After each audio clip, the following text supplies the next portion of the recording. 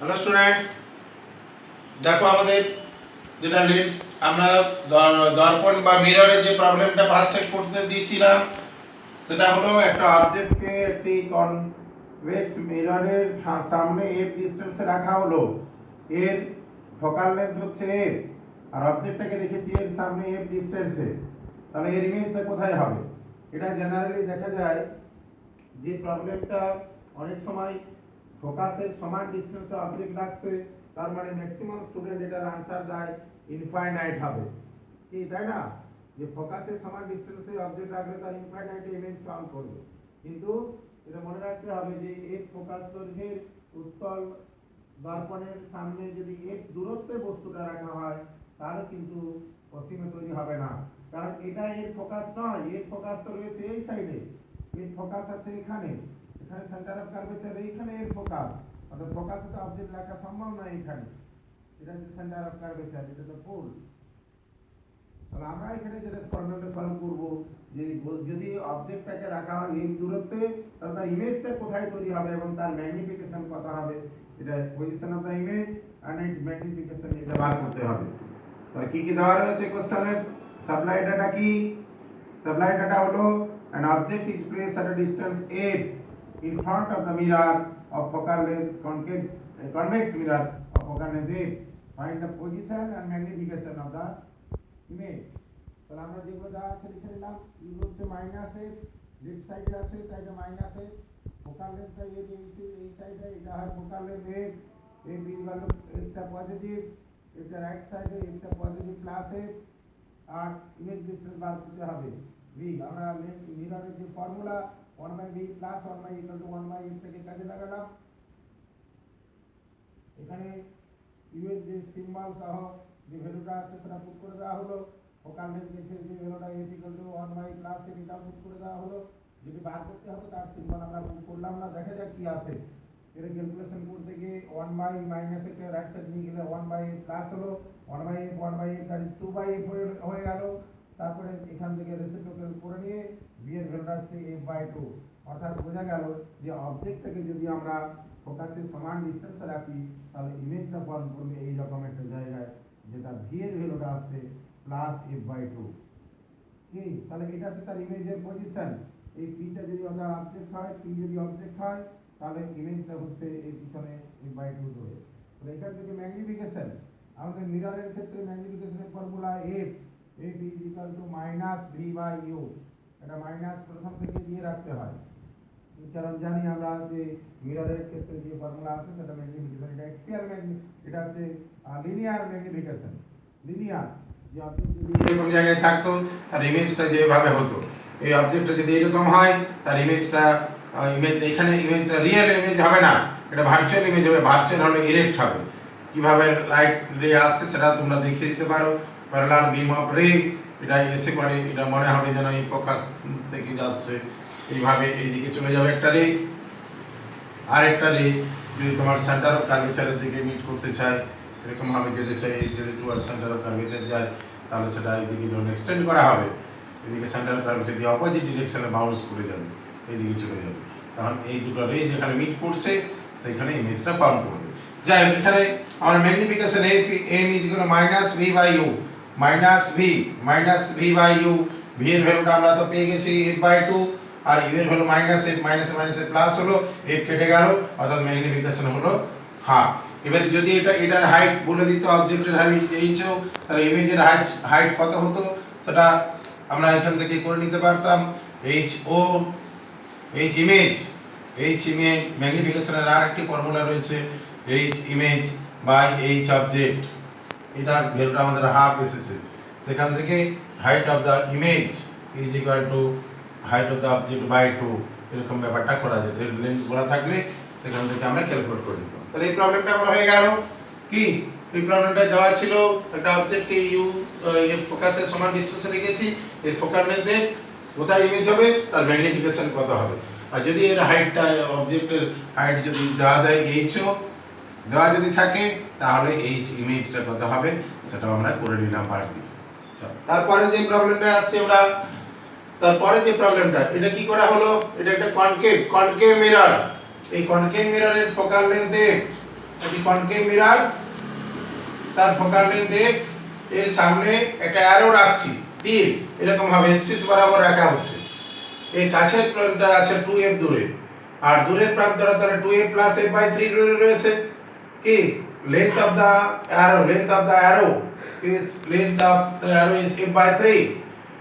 A nearest point is at a distance of 2f, এটা বলে দেওয়া আছে। নিয়ারেস্ট ডিস্টেন্স পজিশনটা u1 টা বলা আছে -2f, তাহলে এর যে ইমেজটা তৈরি হবে তার লেন্থ কত হবে, ম্যাগনিফিকেশন কত হবে, এটা বার করব। তাহলে দেখো এখানে যে প্রবলেমটা সলভ করতে যাচ্ছি, তোমরা একটু ট্রাই করে দেখবে, যদি পারো ভালো। আমি এখন প্রবলেমের সলভের দিকে চলে যাচ্ছি। এটা f u ইকুয়ালস টু, যেহেতু বলে দেওয়া আছে 2f আছে কিন্তু লেফট সাইডে, তাই লেফট সাইডে বলে u এর ভ্যালুটা সাইড কনভেনশন অনুযায়ী u ইকুয়ালস টু -2f। আর এখান থেকে এর যে ইমেজটা তৈরি হবে সেটা v1, u1 টা হচ্ছে -12, অর্থাৎ এখানে যে কাছের প্রান্তটা সেটা 2f, v1 টা আমরা জানি 2f এ অবজেক্টটাকে 2f এ তাই ইমেজ হয়। ফর্মুলা দিয়েও করতে পারো 1/v - 1 + 1/u = 1/f, এই ফর্মুলা ইউজ করেও করা যায়।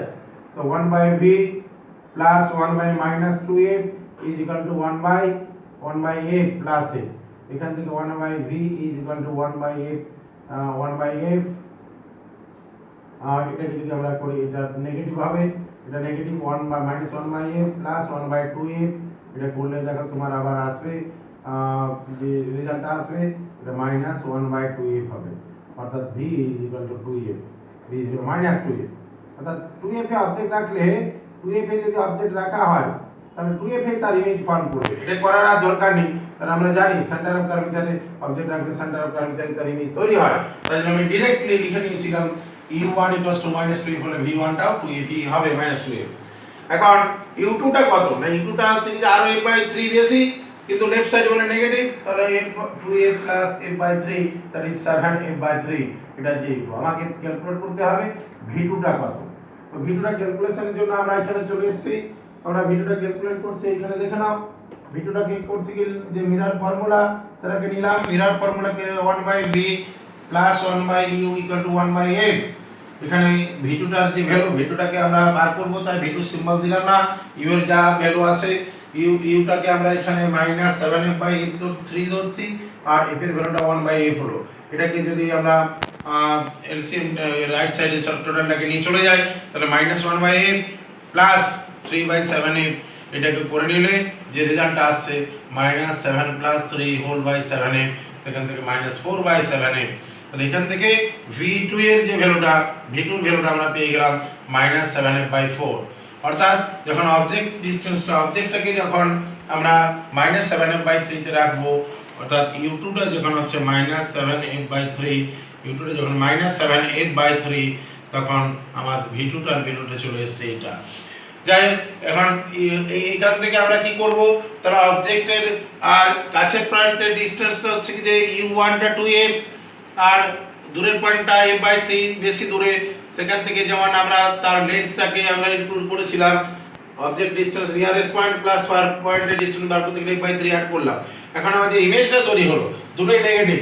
কি u1 টাও দেখো বেরিয়েছে, v1 টাও বেরিয়েছে -2f, অর্থাৎ v1 এর ইমেজটা এখানেই হবে, আর এটা বেরিয়েছে 7f/3 মাইনাস, অর্থাৎ মাইনাস মানে কিছুটা কম, 2f এর থেকে কিছুটা কম বেরিয়েছে, অর্থাৎ এরকম একটা জায়গাতে হবে এই কাছের ইমেজটা।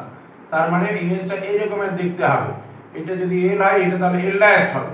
কি নিয়ারেস্ট পয়েন্টের ইমেজ ওই 2f এর ইমেজটা 2f এর মিলে গেল, আর এই জায়গাটা এই ডিসটেন্সটা আমাদের যেটা বের হলো, এটা বের হচ্ছে যেটা v2 যেগুলো -7f/4, আর এটা আমাদের 2f এর জায়গায় 2f বেরিয়েছে, যেটা হচ্ছে v1 is equal to u1, এটা u1 is equal to v1, কি যেটা ভ্যালুটা u1 equal to v1 equals to -2f।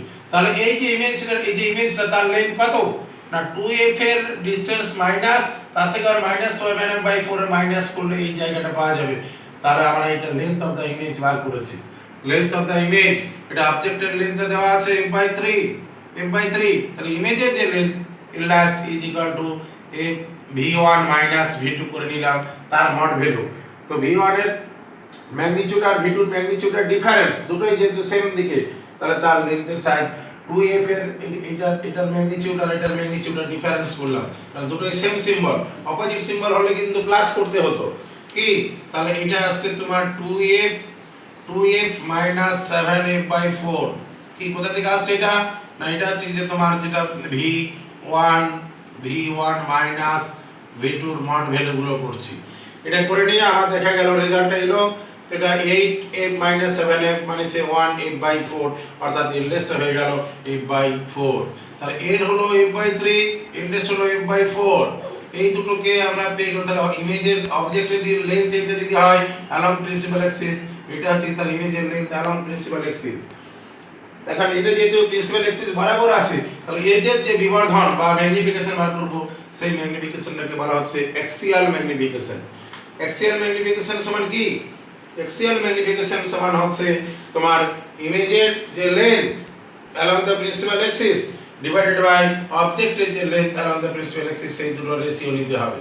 তো অবজেক্ট ইমেজের লেন্থ হচ্ছে f/4 আর অবজেক্টের লেন্থ f/3, তাহলে f/4 ডিভাইডেড বাই f/3, যেখান থেকে আমরা এগুলো স্মল ভ্যালুগুলো নেব, কারণ এক্সিস বরাবর এখানে পজিটিভ নেগেটিভের কোনো ব্যাপার থাকবে না, তাহলে 3/4, অর্থাৎ যে ম্যাগনিফিকেশনটা হবে সেটা 3/4, অর্থাৎ ইমেজের যে লেন্থটা দাঁড়াবে, ইমেজের যে length along the principal axis এবং অবজেক্টের যে লেন্থ সেটা 3/4, অর্থাৎ length of the image of the arrow is 3/4 Times length of the object বা অ্যারো। এখন এর ভ্যালুটাকে আমরা f/3 বলেছিলাম, এর ভ্যালুটাকে কত বলা ছিল, লেন্থ অফ দ্য f/3, তাহলে size of the image f/4, 3/4 into f/3, 3 cancel হয়ে গেল, তাহলে এটা আমাদের f/4 এলো। এটা হচ্ছে লেন্থ অফ দ্য ইমেজ, যদি কখনো বার করতে বলে তাহলে ইমেজের যে লেন্থটা অ্যারোটা সেটা হবে f/3 লেন্থ, অর্থাৎ এর লেন্থটা হবে f/4 এলো, f/4 এসেছে, তাহলে ইমেজ যেটা হচ্ছে f/3 আর অবজেক্টটা হলো f/3 লেন্থ অ্যারোটা, আর তার যে ইমেজের ফাংশন করলে এখানে সেটা হচ্ছে f/4, তাহলে ম্যাগনিফিকেশনটা বেরিয়ে গেছে তোমার 1f/4 ডিভাইডেড বাই f/3 মানে 3/4, ঠিক, এটা হয়ে গেল। চলো আমরা পরের প্রবলেমে